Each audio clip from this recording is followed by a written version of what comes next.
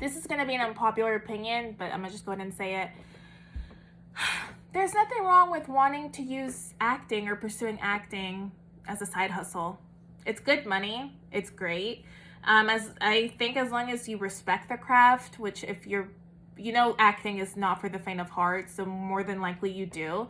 But if you guys don't want to be a famous professional actor, guess what? That's totally fine. If you like this as a hobby, but you still have like your corporate job or whatever the case is, as long as you can work with when, the callback time is and, getting to set and approaching your scripts professionally and acting as a professional actor, there's nothing wrong with using acting as a side hustle or as a hobby. There's nothing wrong with that. The industry understands that, especially when you're first starting out, that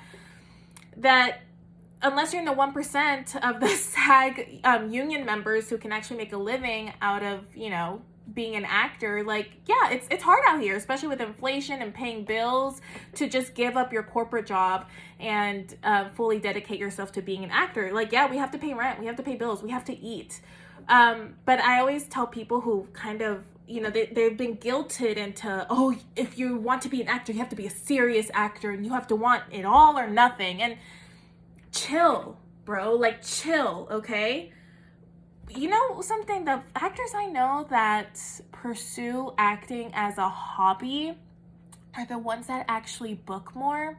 And the reason that is because it's not on a pedestal and because they have a whole life going on where they're working, they're doing their other hobbies and they have a family, and it's just, acting is not a priority. But then when that opportunity comes, they're like, okay, let me focus on getting this job done and then letting it go.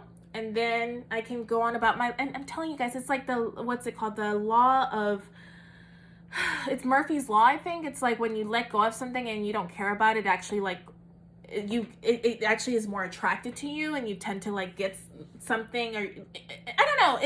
It's kind of like when they say once you stop giving an F about searching for romantic partners, actually when you become more attractive and you actually attract someone where you're not even looking for it. So I say all that to say, don't feel shame for being a hobby actor, guys. It's okay.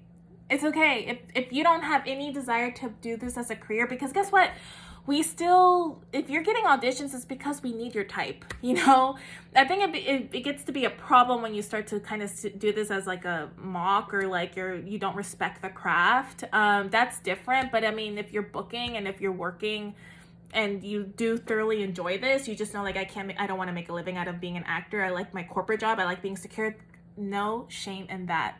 Power to you. Because again, you will probably book more with that mindset because you're not holding on a pedestal. You're not so desperate. So I hope this helps. Be a hobby actor. Totally fine.